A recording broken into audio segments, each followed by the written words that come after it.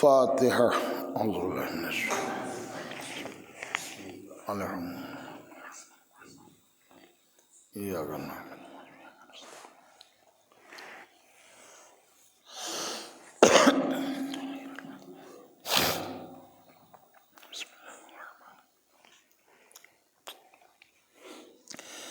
آپ حضرات سے گزارش ہے کہ ایک بار سورہ حمد اور 3 بار سورہ قل هو اللہ کی تلاوت فرما کر مرحومہ ستم آرا بیگم بنت اعظم بیگ مرحوم کے نام سے پڑھ کر بسم اللہ علی محمد بسم اللہ علی محمد وآل محمد بسم اللہ الحمدللہ علیہ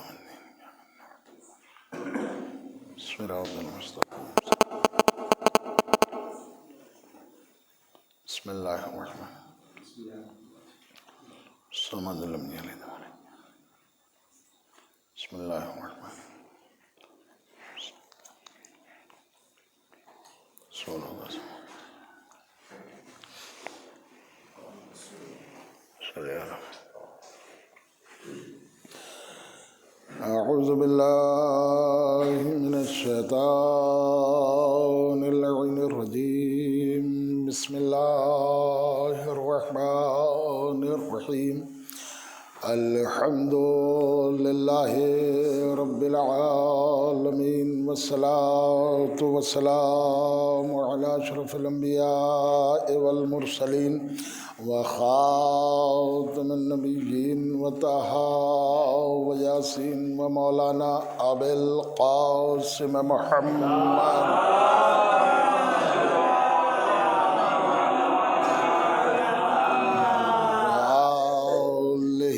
بیتہ الطیبین الطاہرین المعصومین المظلومین ولعنت اللہ علی اعدائہم ومنکر فضائلہم وغاصبی حقوقہم اجمعین من الان الی قیام یوم الدین. اما بعد فقد قال اللہ سبحانہ تبارک و تعالی فی کتابہ المبین وهو أصدق الصادقين وقوله الحق.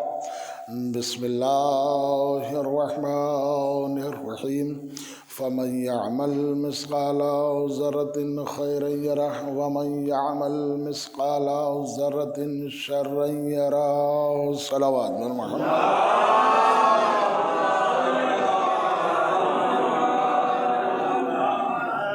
محترم سامعین، چونکہ ایک اصال ثواب کی مجلس ہے لہذا بہت ہی مختصر سے وقت میں آپ کے خدمت میں اسی آیت کریمہ کے ذیل میں عرض کرنا ہے.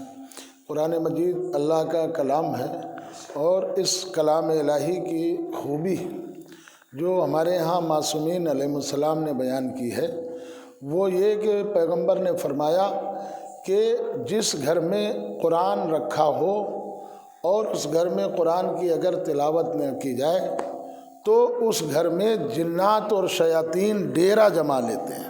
لہذا کسی کام میں دیکھیے ایک دولت کا ہونا مسئلہ نہیں ہے، دولت کے ساتھ ساتھ برکت کا ہونا بھی مسئلہ ہے. آپ جانتے ہیں، میں زیادہ تو نہیں کہوں گا لیکن ہاں کم سے کم 20 سے 30 سال پہلے اس وقت کوئی بہت زیادہ پیسہ تو نہیں تھا لیکن اس وقت دولت نہیں تھی لیکن برکت تھی. دولت کم تھی لیکن محبت تھی.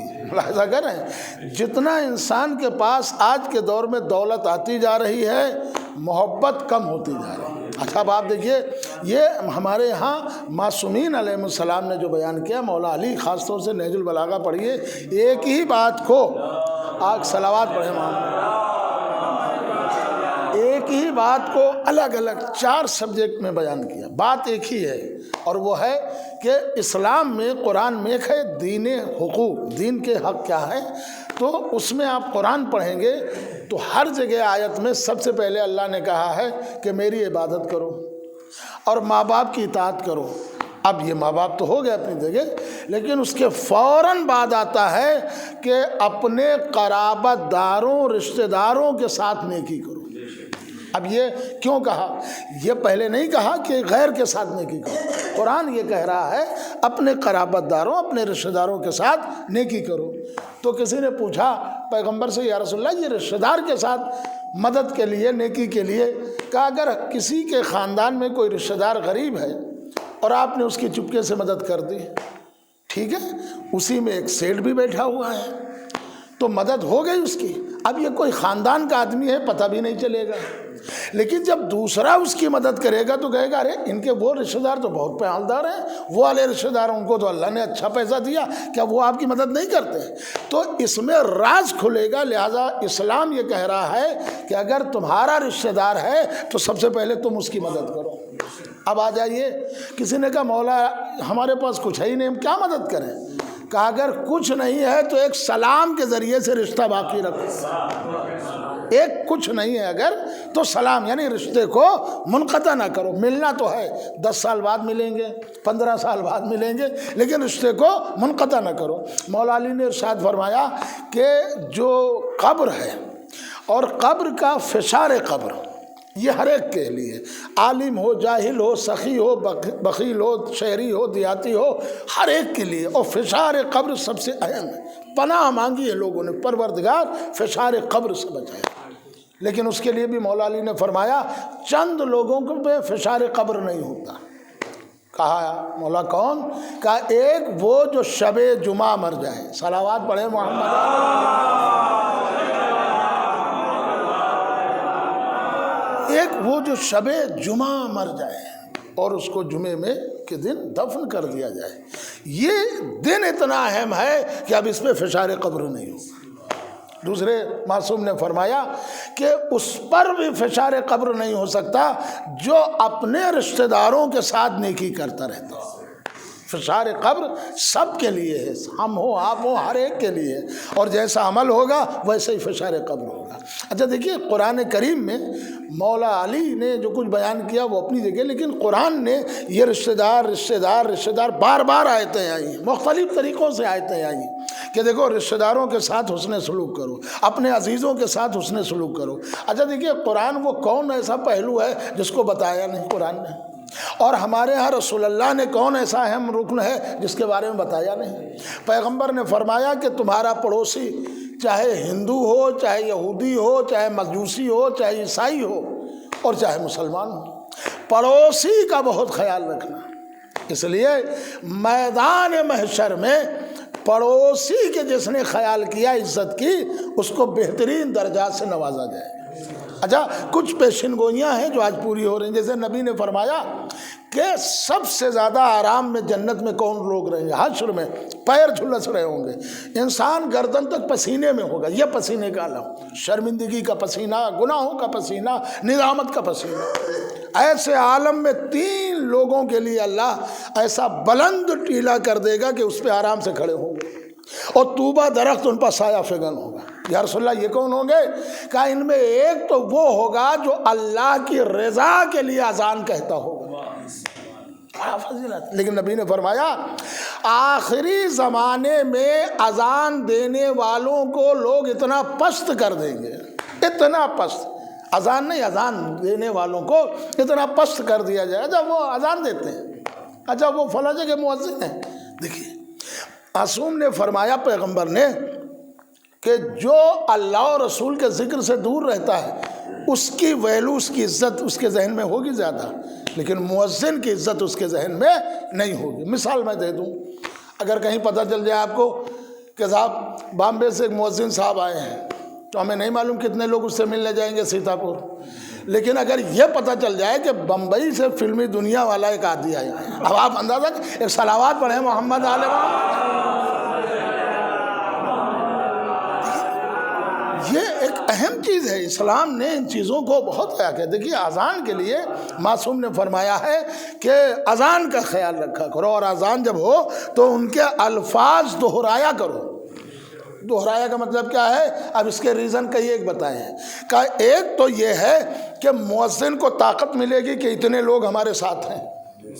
آپ کہیں بزم میں ہو، 50 لوگ ہوں، اور ایک پولیس والا آ جائے، چاہے ڈی ایم آ جائے، ایس پی آ جائے، کوئی بھی ہو جائے، اور 400 لوگ آپ کے ساتھ ہیں، اور آپ کے ساتھ وہ 400 لوگ بولنے لگے تو وہ گھبرائے گا کہ یہ اکیلا آدمی نہیں ہے، یہ تو 400 اس کے ساتھ ہی۔ تو ایسے ہی مؤذن ہے، جب وہ اذان دے اور لوگ اس کی آواز کو دہرائیں تو اس کا حوصلہ بڑھے گا کہ میرے ساتھ اتنے لوگ ہیں۔ اچھا دیکھیے، اسلام نے ہر چیز کا سد باب کیا، یعنی ہر چیز کی دیوار کھڑی کی۔ اسلام میں سب سے بدتر چیز ہے غرور کرنا، گھمنڈ کرنا۔ اسی لیے کتابوں میں ہے کہ جب انسان کی روح نکلتی ہے تو سب سے پہلے پیروں سے روح کھینچی جاتی ہے، یہ پیروں سے روح کھینچتی ہوئی آئی اور یہ دل و دماغ سے ہوتے، آخر میں سب سے آنکھوں کی روح نکال دی جاتی، بس اب مر جائے گا انسان۔ یا اللہ یہ کیوں؟ کہا بندہ تاکہ دیکھ لے اپنی بے بسی کو، اپنی آنکھوں سے اپنی بے بسی ہر انسان دیکھے گا۔ اس لیے کبھی غرور نہ کرنا، غرور و گھمنڈ اللہ کی نگاہ میں اچھا نہیں ہے۔ اچھا غرور وہ کرے جس کی چیز ہو، بھئی اگر آپ کی آنکھیں آپ کی ہیں تو غرور کریے، طاقت آپ کی ہے تو غرور کریے۔ اگر آپ کی طاقت ہماری طاقت یہ ہے تو پھر ہم کبھی مجبور کیوں ہو جاتے ہیں؟ اسی لیے مولا علی نے فرمایا غرور اللہ کے لیے زیبا دیتا ہے، اس کے علاوہ کسی کو غرور زیبا ہی نہیں دیتا، اس لیے ہر طاقت کا مالک وہی ہے۔ اب آپ دیکھیں گے، ہمیں نہیں معلوم کہ مسائل کیا ہیں، لیکن شیعہ مسلک میں یہی ہے کہ اگر پیش امام نماز پڑھا رہا ہے تو شریعت میں یہ ہے کہ پیش امام نیچے ہو، ٹھیک ہے، ایک بالش کا فرق ہو سکتا ہے، اس سے اوپر نہیں۔ مثلا پیش امام اتنے اونچے پہ ہے اور جو پڑھنے والے وہ نیچے پہ ہے، اب اسلام یہ کہہ رہا ہے کہ نماز نہیں ہوگی آپ کی۔ پھر کہ پیش امام نیچے ہو، پڑھنے والے اوپر ہوں، 10 منزل عمارت ہو، مسجد ہو، کوئی بھی چیز ہو، وہ ہوتے چلے جائیں گے، لیکن پیش امام نیچے رہے گا۔ اگر پیش امام اوپر نماز پڑھائے گا تو نیچے والوں کی نماز نہیں ہوگی۔ کیوں؟ یہ مولا علی نے اس کا سبب بتایا۔ مولا کیا کہا کہ پیش امام کے پیچھے ہزاروں لوگ نماز پڑھ رہے ہیں تو اسے کہیں گھمنڈ نہ آ جائے کہ اتنے لوگ میرے پیچھے سر جھکا رہے ہیں، لہذا اسلام نے کہا کہیں اسی امام کو غرور نہ آ جائے، لہذا اسے نیچے رکھا، پڑھنے والوں کو بلند رکھا۔ ایک صلوات پڑھیں محمد اسلام ریزن کا نام ہے۔ اسلام میں ہر چیز میں کوئی نہ کوئی سبب ہے، کوئی نہ کوئی ریزن ہے۔ اچھا عزیزوں، جو میں عرض کر رہا تھا، دیکھیے قرآن ہے، قرآن کو آپ پڑھیے۔ ہمارے یہاں سب سے زیادہ مسئلہ ترجمہ کرنے والوں نے، ٹرانسلیشن کرنے والوں نے بگاڑا۔ اب آپ دیکھیے کہ اس آیت کا ترجمہ آپ نے لاکھوں بار دیکھا ہوگا، پھر قرآن پڑھ لیجیے گا، بڑے ترجمے میں ہیر پھیر ہوتے ہیں۔ ان کا صاحب یہ کیا، ایک آیت جو میں نے پیش کی ہے سورۃ زلزال کی، فَمَن يَعْمَلْ مِثْقَالَ ذَرَّةٍ خَيْرًا يَرَهُ، کیا سنتے ہیں؟ جس نے ذرہ برابر نیکی کی ہوگی اللہ اس کو اجر دے گا، اور جس نے ذرہ برابر بدی کی ہوگی اللہ اس کی سزا دے گا، یہی ہے۔ لیکن اگر آپ ترجمہ دیکھیں، میں بڑی ذمہ داری سے عرض کر رہا ہوں، تو یہ بالکل غلط ہے، 100% غلط ہے۔ آپ کہیں گے یہ کیوں؟ عربی میں ترا، ارا، یرا، اس کے معنی دیکھنے کے ہوتے ہیں، ہاں اس کے معنی دیکھنے کے ہوتے ہیں۔ اب میں مثال دے رہا ہوں، جناب ابراہیم پیغمبر نے قرآن میں کہا ہے، آیت ہے، رب ارنی کیف تحیی الموتى، پروردگار تم مجھے دکھا دے کہ مردوں کو کیسے زندہ کرتا ہے۔ تو ارا کے معنی دیکھنا، دکھانا۔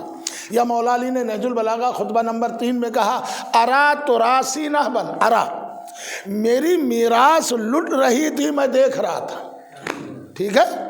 تو اب جب ارا اور یرا اس کے معنی دیکھنے کے ہیں، اب آیت کا ترجمہ کیجئے۔ قرآن کیا کہہ رہا ہے؟ فَمَن يَعْمَلْ مِثْقَالَ ذَرَّةٍ خَيْرًا يَرَهُ، جس نے ذرہ برابر خیر کیا ہوگا اللہ میدان حشر میں اس کے خیر کو دکھا دے گا، لکھے گا خالی نہیں، بلکہ ہماری وہ حالت اس کے ساتھ نقل ہوگی کہ تم نے خیر کی طرف اس طرح قدم آگے بڑھایا، تم مسجد میں اس طرح، یعنی تصویر کے ساتھ دکھانے کا مطلب جو ہمارے سامنے ہو نقشہ، ہم آپ کو دیکھ رہے ہیں، آپ ہم کو دیکھ رہے ہیں، لیکن تھوڑی دیر بعد یہ لہجہ ختم ہو جائے گا۔ لیکن اگر کوئی ایسا ہو کہ جو ہماری ریکارڈنگ کر لے اور تصویروں کے ساتھ آپ 2 سال بعد بھی دیکھیے گا تو یہی نظر آئے گا کہ آپ وہاں بیٹھے ہیں، ہم وہاں بیٹھے ہیں۔ تو اللہ نے قرآن میں کہا کہ فَمَن يَعْمَلْ مِثْقَالَ ذَرَّةٍ خَيْرًا يَرَهُ، جس نے ذرہ برابر خیر کیا ہوگا اللہ اس کے عمل کو دکھا دے گا، اور جس نے ذرہ برابر شر کیا ہوگا اللہ اس کے بھی عمل کو دکھا دے گا۔ تو اب عزیزوں اس کا مطلب یہ ہے کہ اللہ بتانے سے زیادہ دکھانا چاہتا ہے۔ اچھا اب یہ بھی آپ یاد رکھیے، بتانے میں اتنا علم حاصل نہیں ہوتا جتنا دکھانے میں ہو۔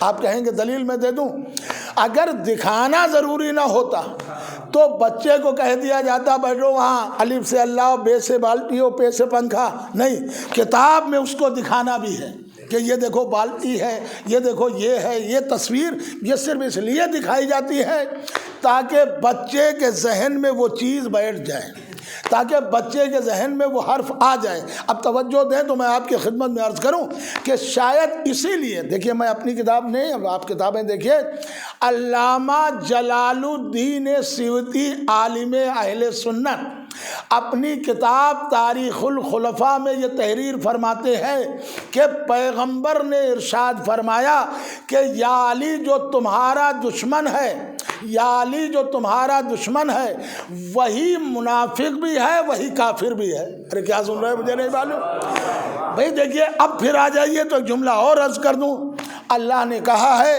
ابلیس کو، کہیں آپ مجھے کافر کا لفظ نہیں دکھا سکتے، ابلیس کے لیے اللہ نے قرآن میں کہا ابا واستکبرا وکانا من الکافرین، ابلیس نے غرور کیا، گھمنڈ کیا، اور وہ تو تھا ہی کافروں میں سے۔ پروردگار یہ کافروں میں سے اسے کیوں قرار دیا؟ کہا کہ بھائی پوری توجہ رکھیے گا، جناب آدم کا جو دشمن ہے وہ کافر، جو نوح کا دشمن ہوا وہ کافر، جو ابراہیم کا دشمن ہوا وہ کافر، جو موسیٰ کا دشمن ہوا وہ کافر۔ آپ سنتے جائیے گا، پیغمبر اسلام نے ارشاد فرمایا جو نبیوں کا دشمن وہ کافر۔ یا رسول اللہ یہ بات سمجھ میں نہیں آتی کہ جو آدم سے لے کر عیسیٰ تک کے دشمن ہو وہ تو کافر ہے، اور جو علی کا دشمن ہو وہ کافر بھی ہو اور منافق بھی ہو، یہ آپ نے ترازو بدلی کیسے، پیمانہ بدلہ کیسے؟ کہا تمہیں معلوم نہیں ہے، میں نے مسلمانوں کے سامنے، صحابہ کے سامنے یہ کہا ہے کہ آدم نبی تھے، دکھایا نہیں۔ ارے کیا سن رہے؟ میں نے یہ کہا کہ آدم نبی تھے مگر آدم کو دکھایا نہیں۔ میں نے مسلمانوں اور صحابہ کے سامنے کہا کہ نوح نبی تھے، میں نے نوح کو بتایا ہے، دکھایا نہیں۔ ابراہیم کو بتایا ہے، دکھایا نہیں۔ موسیٰ اور عیسیٰ کو بتایا ہے، دکھایا نہیں۔ یعقوب اور یوسف کو بتایا ہے، دکھایا نہیں۔ مگر علی کو غدیر میں بتایا بھی، ہاتھوں پہ لے کے اٹھا۔ صلوات پڑھیں محمد علیہ۔ ایک اور بآواز بلند صلوات پڑھیں۔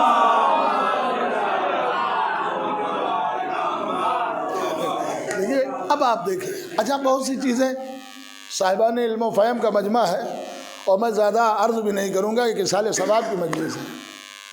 بہت سی چیزیں میں قرآن کی آیت پیش کر رہا ہوں۔ دیکھیے قرآن مجید میں پروردگار عالم نے ارشاد فرمایا یا ایھا الذین آمنوا لا تقربوا الصلاۃ وانتم سکارا، اے ایمان لانے والوں جب تم نشے کی حالت میں ہو تو نماز کے قریب بھی نہ جانا۔ نماز پڑھنا تو بہت دور ہے، نماز کے قریب بھی نہ جانا۔ اچھا آپ یہ بھی دیکھیے قرآن میں اور حدیث میں کسی بھی نا عمل کرنے کے لیے اسے فاسق کہا گیا ہے۔ سورہ روم میں آپ پڑھ لیجئے کہ اللہ نے قرآن میں کہا ہے کہ نماز پڑھو مشرکین میں سے نہ ہو جاؤ۔ اب آپ قرآن اس کی تفسیر لکھی ہے کہ جو نماز انسان پڑھتا ہے وہ مسلمان کے دائرے میں داخل ہے، اور جو نماز نہیں پڑھتا ہے وہ اسلام کے دائرے میں داخل ہی نہیں ہے۔ اسی لیے قرآن میں ہے کہ دیکھو نماز پڑھو مشرکین جیسے نہ ہو جاؤ۔ اور یہ بھی میں عرض کر دوں، آپ دکھا دیجئے قرآن میں، ہماری آواز ریکارڈ ہو رہی ہے، آدم سے لے کر عیسیٰ تک جتنے نبیوں کی قومیں ہوئیں نماز سب پہ واجب تھی۔ نماز ہر قوم میں رہی، ہر نبی کے دور میں رہی، ہر نبی کی شریعت میں، لیکن نماز میں صرف قیام تھا اور نماز میں سجدہ تھا۔ کسی بھی نبی کی قوم میں نماز میں رکوع نہیں تھا، یہ صرف پیغمبر کی شریعت میں اللہ نے رکوع کو لازم کیا۔ دیکھیے اب دیکھیے نماز سے تھوڑا الگ ہوئے، اسی لیے قرآن میں اب آپ کہیں گے صاحب جماعت کا حکم کہاں ہے قرآن میں؟ دیکھیے قرآن تو بہت آوازیں دے رہا، ورکعوا، قرآن کہہ رہا ورکعوا مع الراکعین، رکوع کرو رکوع کرنے والوں کے ساتھ۔ اب یہ جو ساتھ کہا ہے یہی جماعت ہے۔ صلوات پڑھے محمد۔ رکوع کرو رکوع کرنے والوں کے ساتھ، ورکعوا مع الراکعین، یہ جمع کا صیغہ، رکوع کرو رکوع کرنے والوں کے۔ اچھا دیکھیے ہمارے اور آپ کے 11ویں امام حضرت امام حسن عسکری علیہ، یہ انہی کا مہینہ چل رہا ہے ربیع الثانی، 10 تاریخ کو ولادت ہوئی تھی 11ویں امام، اور بادشاہوں نے ان پہ زیادہ سختی کی، سختی۔ 28 سال کی ایج میں انہیں زہر دیا گیا۔ آپ دیکھیے 14 معصومین کا پورا صرف 250 سال کا زمانہ ہے۔ رسول اللہ کی عمر کتنی ہے؟ 63 سال۔ مولا علی کی عمر 63 سال، فاطمہ زہرا کی عمر 18 سال، امام حسن کی عمر 47 سال، امام حسین زین العابدین محمد باقر ان تینوں اماموں کی عمر 57 سال، امام جعفر صادق کی عمر 65 سال، امام موسیٰ کاظم کی عمر 55 سال، 8ویں امام کی عمر 50 سال، 9ویں امام کی عمر 25 سال، 10ویں امام کی عمر 40 سال اور 11ویں امام کی عمر 28 سال۔ یہ پورا ایج کا پورا توجہ دیجیے گا۔ تو اس دور کے بادشاہوں نے ان پہ اور زیادہ سختی کی، سختی 10ویں امام سے ہونے لگی تھی۔ کیوں؟ انہوں نے رسول اللہ کی یہ حدیث سنی تھی۔ تمام عالم اسلام نے اپنی کتاب میں لکھا کہ پیغمبر نے فرمایا میرے 12 جانشین ہوں گے، میرے 12 جانشین ہوں گے، اور 12واں عدل و انصاف کو قائم کرے گا۔ تو یہ حکومتیں چاہتی تھی کہ 12واں آنے ہی نہ پائے، لہذا ان پہ سختی زیادہ ہوئی۔ اب عزیزوں آپ سنیں گے تو میں عرض کروں، تاریخ آپ اٹھا لیجئے، قرآن پڑھ لیجئے۔ جناب موسیٰ کے دور میں فرعون سے نجومیوں نے کہا تھا، نجومی کون؟ جو ستاروں کو دیکھ کے بتاتے ہیں، کہا میں نے یہ خواب دیکھا۔ فرعون نے کہا اس کی تعبیر یہ ہے تیرے ملک میں بنی اسرائیل میں ایک بچہ پیدا ہوگا، تیری حکومت کو ختم کر دے گا۔ اب یہ ڈرا حکومت نہ جائے، آپ یاد رکھیے گا۔ تو اس نے کہا کیا طریقہ کریں؟ تو مشورہ دیا گیا بچے پیدا ہی نہ ہونے دے بنی اسرائیل میں، جو موسیٰ کے ماننے والے۔ تو کہا اچھا، تو اس نے آرڈر دے دیا کہ بچے قتل ہو جائے، لڑکیوں کو چھوڑ دیا جائے، لہٰذا بچے قتل ہوتے رہے۔ تاریخ پڑھیے، قرآن کی تفسیر، 70,000 بچے قتل ہوئے، معصوم بچے ابھی پیدا ہوئے ذبح ہوئے، 70,000۔ مگر جسے پیدا ہونا تھا قدرت نے مسکرا کے کہا کہ فرعون اگر تیرے محل میں نہ پلے تو میں بھی خدا نہیں، اگر تیرے محل میں 70,000 بچے۔ اللہ نے کہا سنو، ایک نبی کی زندگی کی قیمت کیا ہوتی ہے سمجھو تو، 70,000 معصوم بچوں کی زندگیاں ایک طرف، میرے موسیٰ کے بچپنے کی زندگی ایک طرف۔ اب آپ سوچئے کہ یہ نبی کی زندگی ہے۔ اب آپ سوچئے اس حسین کا کمال کتنا ہوگا جس نے موسیٰ کی نبوت کو بچایا، جس نے عیسیٰ کی نبوت کو بچایا، جس نے ابراہیم کی نبیوں کی نبوتوں کو جس نے بچایا، اس کا نام حسین۔ اب سختیاں بڑھ گئیں، ایک دن میں 3 بار آتی تھی دائیاں، نرسیں، اور شکم کو چیک کرتی تھی۔ اللہ قرآن میں کہہ رہا پڑھیے، کہا ہم نے موسیٰ کو ان کے ماں کے شکم میں ہی غیبت دے دی، پوشیدہ کر دیا تھے موسیٰ، مگر کسی نرس اور دایا نے لاکھ پتہ لگایا مگر پتہ لگا نہ سکے۔ اب بھی قرآن پڑھ کے نہیں سمجھ رہے ہو؟ یعنی اللہ غیبت دینا چاہے، اپنے کسی معصوم کو چھپانا چاہے تو ایک شکم مادر میں چھپا دے، کسی کو پتہ نہ چلے، تو اگر بھری کائنات میں امام زمانہ کو چھپا دے پتہ نہ چلے تو تعجب کیا ہے؟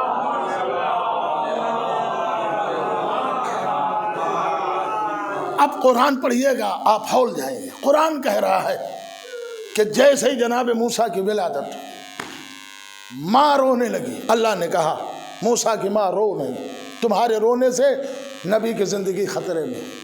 رونا اچھا ہے لیکن جب نبوت کی زندگی خطرے میں ہو تو رونا اچھا نہیں ہے، اچھا نہیں روئے۔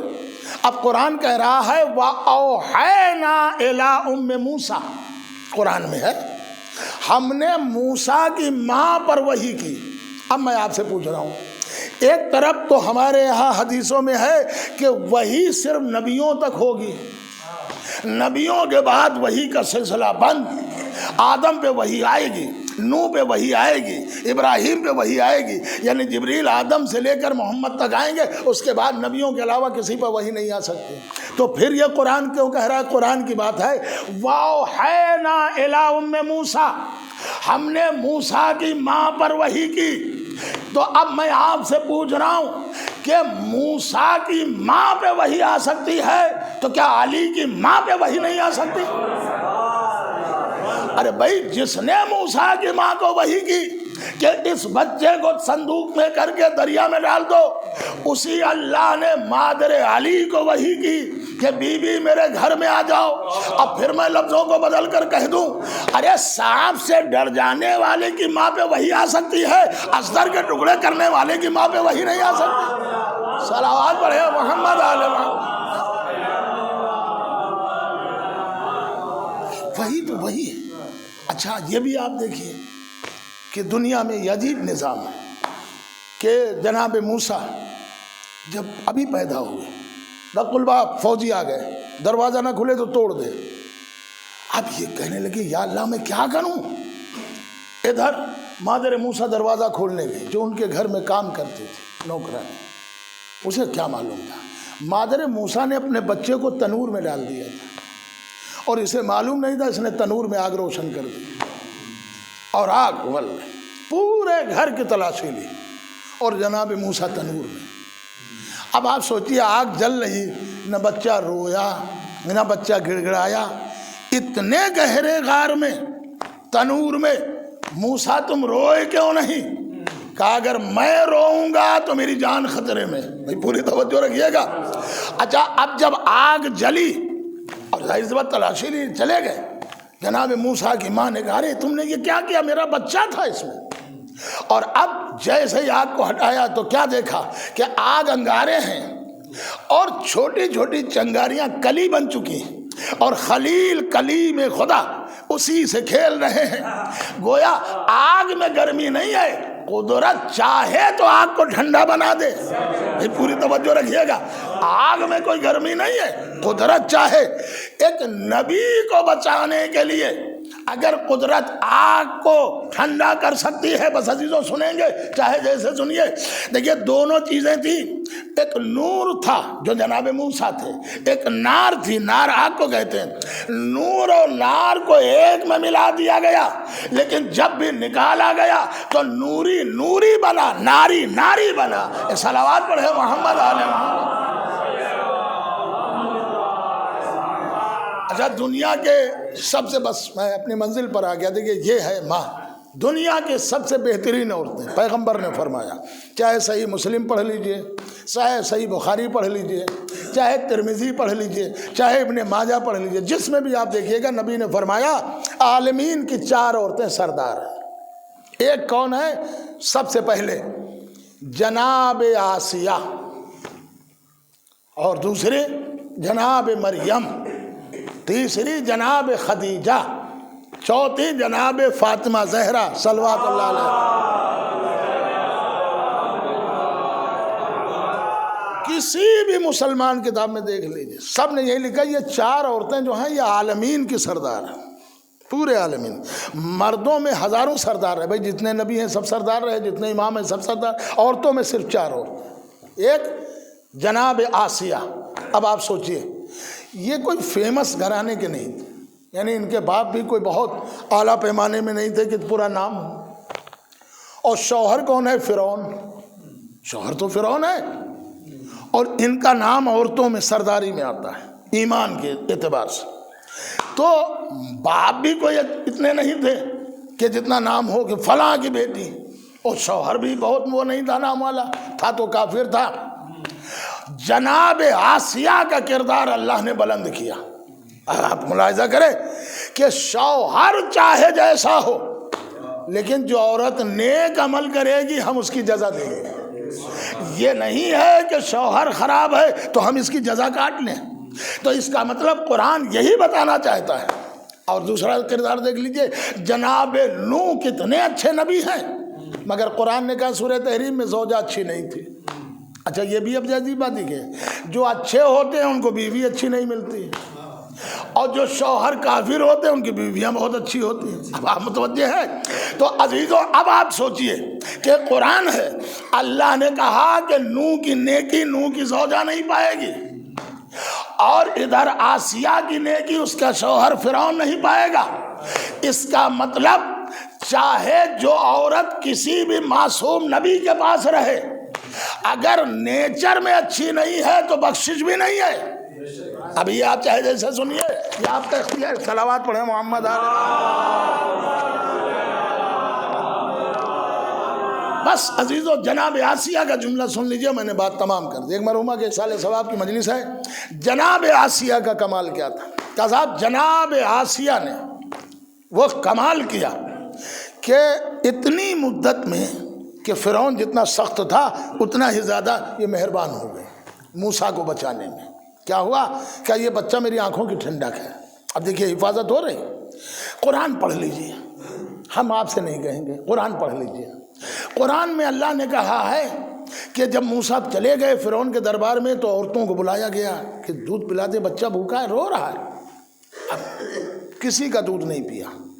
اب قرآن کہہ رہا ہے کہ موسیٰ کی ایک بہن تھی جن کا نام تھا کلثوم، یہ دربار میں پہنچ گئی۔ ہم معلوم ہے کہ یہ تو ہمارا بھائی ہے اور یہ دودھ پیے گا نہیں، نبی ہے کسی غیر کا۔ تو کہا اگر آپ کہیے تو میں کسی معزز خاتون کا انتظام کر دوں، امید ہے کہ یہ بچہ دودھ پی لے۔ ہاں ہاں بلا کے لاؤ۔ اپنی ماں سے کہا اماں چلو، بھائی دربار میں آ گیا۔ جناب موسیٰ کی والدہ گئیں اور موسیٰ ہمک کر گود میں آ گئے اور ماں کا شیر پینے لگے۔ میں کہہ رہا ہوں بچہ جناب موسیٰ کئے دن کے، 6 گھنٹے 4 گھنٹے 2 گھنٹے کے ہوں گے، مگر اس نبی کو بچپن میں اتنا شعور ہے کہ کون سی غذا ہمارے لیے حلال ہے، کون سی حرام۔ میں پھر آپ سے عرض کر رہا ہوں، اب قرآن کیا کہہ رہا ہے؟ وَحَرَّمْنَا عَلَيْهِ الْمَرَاضِيَ مِنْ قَبْلِ۔ قرآن یہ کہہ رہا ہے ہم نے موسیٰ پر تو پہلے ہی تمام عورتوں کا دودھ حرام کر دیا تھا۔ کیا مجال ہے کہ موسیٰ کسی کا دودھ پی لے؟ ہم نے موسیٰ پر تمام عورتوں کا دودھ پہلے ہی حرام کر دیا تھا۔ میرا نبی ہے، کافر کے گھر کی غذا نہیں لے گا۔ ارے قرآن پڑھ کر اب تو سمجھ لو، نبی چاہے جہاں رہے مگر کافر کی غذا نہیں لے سکتا۔ اب جانے نثار ہو جائیں، جتنے دن ابو طالب نے پرورش کی ہے، محمد نے ابو طالب کے گھر کھانا بھی کھایا ہے، پانی بھی پیا ہے۔ صلوات پڑھے محمد علیہ۔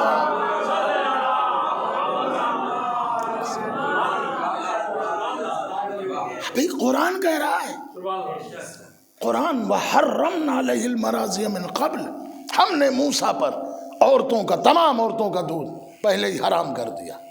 کیسے پی لیں؟ نبی میرا ہے، کافر کے گھر کی غذا میرا نبی نہیں کھائے گا۔ محمد کا ابو طالب کے گھر کی غذا کا کھانا اس بات کی دلیل ہے کہ ابو طالب مومن تھے، ورنہ سب غذا کھا سکتے تھے، محمد غذا نہیں کھا سکتے۔ عزیزو میں یہاں تک آپ کو لے کر آ گیا، اور ایک اصال ثواب کی مجلس ہے، میں اس سے زیادہ عرض بھی نہیں کر سکتا۔ اسلام میں کچھ عورتیں ایسی ہوئی ہیں جنہوں نے مشن کو باقی رکھا۔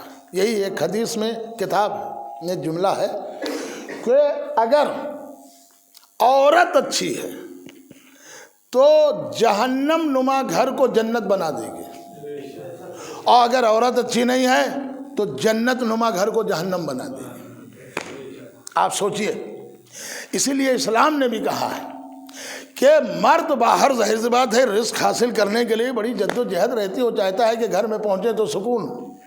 محمد کا مشن کہیں پڑھ پاتا ہمارے نبی کا اگر انہیں خدیجہ جیسی زوجہ نہ ملتی؟ آپ جانتے ہیں، آپ پڑھیے، ندوے سے کتاب شائع ہوئی، دیوبند میں لکھی گئی ہے، دنیا کی 100 بہترین عورتیں، ایک عالم دین نے لکھی ہیں، آپ پڑھ لیجئے، اور یہ کتاب ندوے میں بھی ملتی ہے، میں وہیں سے لے کر آیا تھا۔ اس میں انہوں نے لکھا کہ محمد کا اسلام 2 قدم بھی آگے نہ بڑھ پاتا اگر خدیجہ جیسی زوجہ نہ ہوتی۔ کیا ہوا؟ کہا وہ محمد کے چہرے پہ شکن دیکھنا ہی نہیں چاہتی تھی، اور لکھا کہ محمد پیغمبر گھر میں داخل ہوئے، خدیجہ نے دیکھا دروازے پہ استقبال کر دیا۔ اللہ کے رسول کچھ غمزدہ ہیں؟ کہا ہاں کیا بات ہے؟ کہ مسلمان فاقوں میں ہیں۔ اس دور میں جو مسلمان ہوتے تھے وہ پراپرٹی لے کے نہیں آتے تھے، بالکل نیردھن، معمولی، پور۔ کیا صاحب مثلا 4 بھائی ہیں، 2 بھائی مسلمان ہو گئے تو ان کو مار پیٹ کے نکال دیتے تھے، نہ جائیداد نہ گھر مکان کچھ نہیں ملتا تھا۔ اب یہ آئے تو ان کے پاس نہ کھانے کو ہے، نہ رہنے کو ہے، نہ پہننے کو ہے، تو کہیں سے تو ان کا انتظام ہونا چاہیے۔ تو نبی نے فرمایا خدیجہ مسلمان بھوکوں مر رہے ہیں، اگر میرے پاس دولت ہوتی تو میں مسلمانوں کا پیٹ بھر دیتا۔ صحابہ کہا اللہ کے رسول بس اتنی سی بات؟ آپ کسی بھی مسلم کتاب میں پڑھ لیجئے، میں اتنا دعویٰ یہ کر رہا ہوں۔ علامہ جلال الدین سیوطی نے یہ لکھا، مردوں میں تو یہ ہے کہ پہلے یہ ایمان لائے یا یہ ایمان لائے، مگر انہوں نے لکھا ساری کتابیں یہ کہتی ہیں کہ عورتوں میں محمد کی نبوت پر سب سے پہلے جناب خدیجہ ایمان لائی، عورتوں میں سب سے پہلے جناب خدیجہ ایمان لائی۔ تو کہا بس اتنی سی بات۔ اس کے بعد اپنے غلام میسرہ سے کہا غلاموں کو بلایا جائے، غلام آئے، کہا اب خدیجہ کی دولت نکالی جائے۔ نکالی گئی، تاریخ پڑھ لیجئے تو آپ کو اندازہ ہوگا۔ لکھا ہے سونے اور چاندی کا ڈھیر جناب خدیجہ نے لگوا دیا کہ ادھر کا آدمی ادھر والے کو نہیں دیکھ سکتا تھا، یہ سکوں کے انبار لگے ہوئے تھے، اور کہا یا رسول اللہ یہ ساری دولت میں نے آپ کو ہبہ کر دی، یہ آپ کا اختیار ہے، اب آپ چاہے جہاں یہ دولت خرچ کیجئے۔ اب آپ سوچئے، اسی لیے مورخین نے لکھا ہے اگر خدیجہ کی دولت نہ ہوتی تو اسلام آگے نہ بڑھتا، اگر علی کی ذوالفقار نہ ہوتی تو اسلام آگے نہ بڑھتا۔ صلوات پڑھے محمد علیہ محمد۔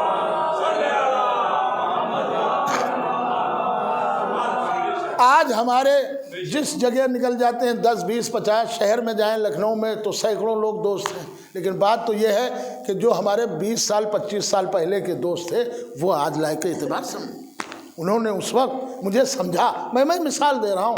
تو عزیزوں یہ یاد رکھیے محمد کے مشن پر جو احسان ہے وہ جناب خدیجہ کا احسان، اور دوسری ذات جس کا نام تاریخ نے لکھا ابو طالب، خدیجہ نے مال کے ذریعے سے مدد کی، ابو طالب نے طاقت کے ذریعے سے مدد کی۔ لہذا اللہ نے کہا تم دونوں نے میرے نبی کی مدد کی تو میں دونوں کو ایسا گفٹ دوں گا کہ قیامت گزر جائے گی تمہارا گفٹ نہیں ختم ہوگا۔ اچھا گفٹ بھی کیا ہے؟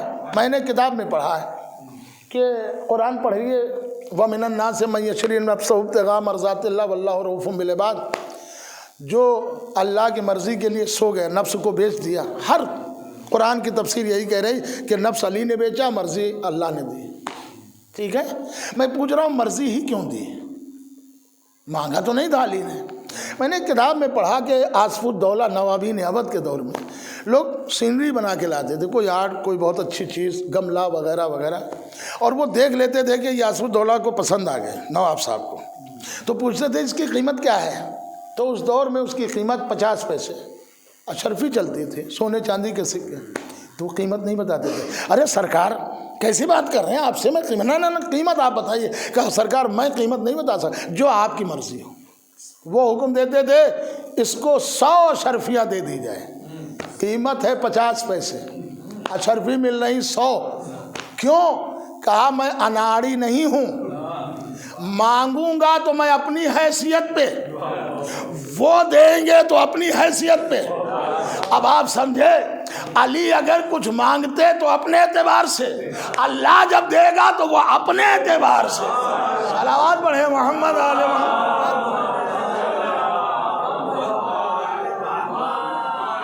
جب وہ دے گا تو اپنے اعتبار سے۔ اچھا کبھی کبھی ہوتا ہے کہ مانگنے والا کیا مانگ رہا ہے۔ مرزا غالب کے لیے لکھا ہے کہ وہ زندگی میں ایک بار نماز پڑھنے گئے اور پوری نماز بھی نہیں پڑھی، وہ واپس آ گئے۔ ان کا کیا؟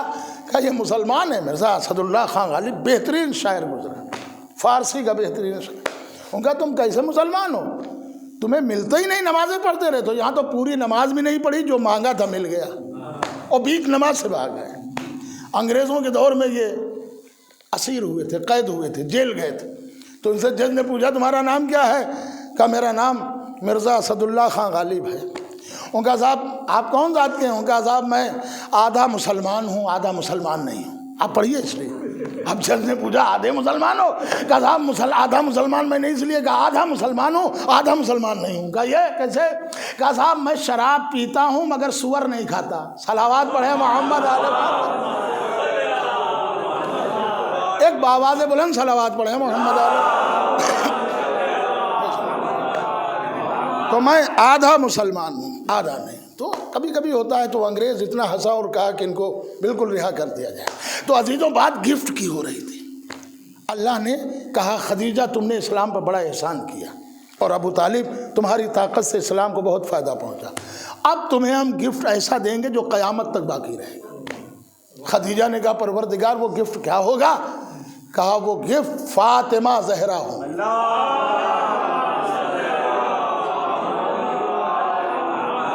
اور کہا خدیجہ جانتی ہو گفٹ ایسا ہوگا تحفہ، دنیا نبی کو سلام کرتی ہے مگر نبی فاطمہ کو سلام کرے۔ کہا کہ اے خدیجہ دنیا محمد کی تعظیم کرے گی اور محمد فاطمہ زہرا کی تعظیم کرے گی۔ آپ پڑھ لیجئے، ایک اہل سنت والجماعت میں بہت پرانے گزرے ہیں بزرگ، انہوں نے کتاب لکھی ہے سیدہ کا لال، اہل سنت والجماعت، نام ہے علامہ راشد الخیری، اور پرانی اردو لکھی، اس میں انہوں نے لکھا، اور میرے پاس کتاب اتفاق سے یہیں موجود بھی آپ دیکھ سکتے، صرف 75 پیج کی ہے۔ کہتے ہیں جب میں نے فاطمہ زہرا پہ یہ کتاب لکھی تو میں نے باوضو ہو کے لکھی، اور جب بھی قلم سے کہیں فاطمہ میں نام لکھتا تھا تو اس قلم کو آنکھوں سے لگاتا تھا اور چومتا تھا کہ اس قلم نے فاطمہ زہرا کا نام لکھا۔ اب آپ اندازہ کریے۔ تو آگے لکھتے ہیں کہ فاطمہ زہرا، پھر کبھی عرض کروں گا، کہ نبی تعظیم کرتے تھے۔ اب آپ سوچئے جس کے محمد تعظیم کرے، جس کے نبوت تعظیم کرے، اگر 1,24,000 انبیاء سارے جہاں سارے نبی ہیں، اور محمد اگر کھڑے ہو جائیں تو کیا کسی نبی کی حیثیت ہے کہ محمد کے لیے نہ کھڑا ہو؟ سوچئے جس کے سارے انبیاء تعظیم کر لیں اسے ہی تو محمد کہا جاتا ہے، اور محمد جس کی تعظیم کر لیں اسے فاطمہ کہا جاتا ہے، اور فاطمہ جس کی تعظیم کے لیے اٹھ جائیں اسے علی کہا جاتا ہے۔ صلوات پڑھیں محمد علیہ۔ بس عزیزو، اب اللہ نے کہا کہ یہ وہ بیٹی دوں گا جسے نبوت سلام کرے، جسے رسالت سلام کرے، اور فرشتے جس کے گھر کے فقیر بن جائیں۔ آپ سوچئے یہ گھرانہ چھوٹا گھرانہ نہیں ہے۔ ہمارے یہاں کہا جاتا ہے، اور عام طور سے کہا جاتا ہے کہ صاحب یہ بڑے زمیندار ہیں۔ دیکھیے ایک چیز یاد رکھیے گا، نوکری چاہے جس کی نوکری کریں آپ، نوکر نوکر ہے، سرونٹ سرونٹ ہے۔ اب وہ چاہے حکومت کی نوکری ہو چاہے پرائیویٹ نوکری ہو، نوکری نوکری ہے۔ اچھا آپ سوچئے اس کو نوکر کہہ دیا جائے تو کوئی اترانے والی بات، نوکر ہے بھائی، چاہے 1 روپیہ تنخواہ ہو چاہے 1 لاکھ ہو، نوکر کو اچھا۔ لیکن آپ سوچئے نوکری کے نام سے یا غلامی، کسی کے گھر پہ کوئی کام کر رہا ہے کہ صاحب ان کے گھر کے نوکر، اچھا اس کو شرمندگی محسوس ہوگی۔ لیکن اگر اسی شخص سے کہہ دیا جائے تم حسین کے در کے نوکر ہو، تو اب آپ سوچئے وہ کہہ دے گا ارے مولانا آپ نے نوکر در حسین کا کر دیا، در رسول کا نوکر مجھے کہہ دیا، اب یا مجھے لکھ کے دے دیجئے، اگر اہل بیت مجھے نوکر مان لے تو شاہوں میں بھی کوئی میرا مقابلہ نہیں کر سکتا۔ آپ اندازہ کر رہے ہیں، شاہوں میں بھی اتنے بڑے ہیں یہ لوگ، جس کو یہ کہہ دے نوکر وہ شاہوں سے بڑا ہے۔ فضہ سب سے بڑی کیوں ہے؟ اس لیے کہ اہل بیت کے گھر کے نوکرانی، اہل بیت کے گھر کی خادمہ ہے۔ اور فضہ سے کسی نے کہا جبریل نے کہ میں عرش سے آتا ہوں، کہ حیثیت جتنی بڑی ہو لیکن جب تک میں دروازہ نہ کھولوں گی تو اندر نہیں آ سکتے۔ اب آپ سوچئے یہ جناب فضہ کا رتبہ، جب تک میں دروازہ نہ کھولوں، جبریل کی اوقات نہیں ہے کہ نبی کے گھر میں انٹری کر لیں۔ یہ آپ سوچ رہے ہیں یہ ہے اہل بیت کے در کے نوکر، یہ ہے اہل بیت کے در کے خادم۔ اور آپ سوچئے، پھر آپ سوچئے، میں ایک اور ذکر کر رہا ہوں۔ جناب دنیا میں بڑی بڑی چیزیں آپ نے دیکھی ہوں گی، اور بہت سی چیزیں ان کے بڑے رتبے ہیں، بڑے فضائل ہیں، لیکن آپ سوچئے وہ زمانہ قریب آ رہا ہے، جناب فاطمہ زہرا کو مدینے میں بہت ستایا گیا، بعد رسول انہیں طرح طرح سے ستایا گیا۔ ایک عورت کو ستایا جانا، اسی لیے کتاب میں ہے اول مظلوم مولا علی ہیں، مولا حسین دوسرے نمبر پہ آتے ہیں، اول مظلوم کہ مولا علی کے سامنے جناب فاطمہ زہرا کو ستایا گیا۔ اور اس کے لیے ہم نہیں کہہ رہے ہیں، کتابیں کہہ رہی ہیں، آپ کتابیں پڑھ لیجئے گا، کتابوں میں آپ کو ملے گا۔ تو یہ راشد الخیری جن کا میں نے نام لیا، حضرت علامہ راشد الخیری عالم اہل سنت، کہا کہ جب میں فاطمہ زہرا کو یاد کرتا ہوں تو میرا دم گھٹنے لگتا ہے، اور میرا دل چاہتا تھا کہ کچھ بھی ہو نبی کی بیٹی کو اذیت نہ دی ہوتی۔ اب نہ دی ہوتی اس کا مطلب اذیت تو بہرحال دی گئی۔ بس اتنا آپ سمجھیے کہ فاطمہ زہرا کے مرثیے کے ٹکڑے ہیں، مرثیے آپ نے سنا ہے نا، تو مرثیے میں کہا ہے کہ بابا آپ کے بعد مجھ پر وہ مصائب پڑے کہ اگر دنوں پہ پڑھتے تو مثل تاریک رات کے ہوتا۔ بابا آپ کے بعد میرا وہی حال، دیکھیے اب یہ اپنی بات کہہ رہی فاطمہ زہرا مرثیے میں، آپ کے بعد میرا وہی حال ہوا کہ جیسے کسی درخت پہ کوئی پرندے کا آشیانہ ہو، اور جو کوئی آشیانے کو اجاڑتا ہے تو بابا وہ پرندہ آوازیں لگاتا ہے، آوازیں اسی لیے لگاتا ہے کہ اے لوگوں میرا پرندہ کہتا ہے اے میری قوم والوں، اے پرندوں میرا آشیانہ اجاڑا جا رہا ہے، تو اس کی قوم کے لوگ پرندے آ جاتے ہیں، آوازیں لگاتے ہیں، طرح طرح سے احتجاج کرتے ہیں کہ کوئی شخص اس کے آشیانے کو نہ اجاڑ سکے۔ دیکھیے کیسا درد دل بیان کر رہی، بابا میں جس درخت کے نیچے بیٹھ کر آپ پر رویا کرتی تھی اس درخت کو بھی کاٹ دیا گیا۔ پھر علی نے بیت الحزن بنایا، پھر علی کے پاس یہ بات آئی کہ یا علی فاطمہ سے کہہ دو یا تو دن میں رویا کرے یا رات میں رویا کرے، ان کے رونے سے ہمارے کاموں میں خلل پڑتا ہے۔ میں کہوں گا کہ بی بی زہرا کم سے کم مدینہ تھا، اتنا تو آپ کو مل گیا سکون کہ یا تو دن میں روئیے یا تو رات میں روئیے، رونے سے منع نہیں ہے مگر ہر وقت نہ روئیے۔ میں کہوں بی بی ذرا کربلا میں دیکھ لیجئے سکینہ کا عالم کیا ہے، شہزادی زینب کا عالم کیا ہے، اگر آنکھ سے آنسو نکلتا ہے تو نیزے کی انیا چپ ہو دی جاتی ہے۔ ہاں ایک مرحومہ کے اصال ثواب کی مجلس ہے، اللہ ان کے درجات کو بلند کرے۔ ہر ماں یہ چاہتی ہے ہمارے بچے پروان چڑھے، مجھے معلوم نہیں ہے لیکن ماں باپ کو اصلاً کوئی بھولتا نہیں ہے۔ یہ الگ بات ہے کہ رونا نہ آئے، لیکن جب بھی ماں باپ یاد آ جاتے ہیں ان کی ساری نیکیاں آنکھوں کے سامنے آ جاتی ہیں، اور اس طرح ہوتا ہے کہ باپ یہ نیکیاں کرتا تھا، ماں یہ نیکیاں کرتی تھی۔ عزیزو آپ سوچئے، میں ایک منظر دکھانا چاہتا ہوں کہ جہاں میں نے کتاب میں پڑھا ہے کوئی ماں اپنے بیٹے کو تکلیف میں نہیں دیکھتی ہے۔ اکثر لوگوں نے مجھ سے کہا مولانا میں نے خواب دیکھا ہے کہ میری اماں آئی ہے خواب میں نے کہا کیا؟ کہ مجھے ایک پریشانی تھی تو میں بہت یاد کرتا تھا اماں کو، تو میری اماں آئی۔ اس کا مطلب اگر اولاد کو کوئی پریشانی ہو جائے تو ماں خواب میں آ جاتی ہے۔ ذرا سوچئے حسین ذبح ہو رہے ہیں اور حسین کبھی دائیں دیکھ رہے ہیں، حسین کبھی بائیں دیکھ رہے ہیں۔ شمر کہتا حسین اب تم کسے دیکھ رہے ہو، اب کوئی تمہیں بچانے والا نہیں ہے۔ کہ میری اماں نے وعدہ کیا تھا کہ حسین جب تیرا آخر وقت ہوگا تو کوئی آئے یا نہ آئے لیکن تیری ماں سراہنے ضرور آ جائے گی۔ میں اپنی اماں کا انتظار کر رہا ہوں، اماں تم کہاں چلی گئی؟ ایک نشیب سے صدا آئی، ارے میرے لال حسین یہ تیری ماں تیرے انتظار میں اپنے دامن کو پھیلائے ہوئے ہے، آؤ میرے حسین۔ حسین ذبح ہو رہے ہیں، زہرا کی آوازیں آ رہی ہے، ادھر زینب کی صدا، اے پسر سعد ارے میرا ماں جایا ذبح ہو رہا ہے اور تو کھڑا دیکھ رہا ہے۔ اللہ لعنت اللہ علی قوم الظالمین وسيعلم الذین ظلموا أي منقلب ينقلبون۔ بار اللہ تجھے واسطہ محمد آل محمد کا ہماری اس مختصر سے عبادت کو قبول فرما، جو بیمار ہیں انہیں شفاء کاملہ عطا فرما، جو مومنین مقروض ہیں ان کا قرضہ ادا فرما، جو مومنین حاجت مند ہیں ان سب کی حاجتوں کو پورا فرما۔ یا اللہ جن مرحومہ کے ایصال ثواب کی مجلس سے ان کے تمام گناہوں کو معاف فرما اور انہیں جوار معصومین علیہ السلام میں جگہ عنایت فرما۔ پوری دنیا میں جہاں جہاں مومنات موجود ہیں جان مال عزت ناموس کی حفاظت فرما۔ یا اللہ امام زمانہ کے ظہور میں تعجیل فرما۔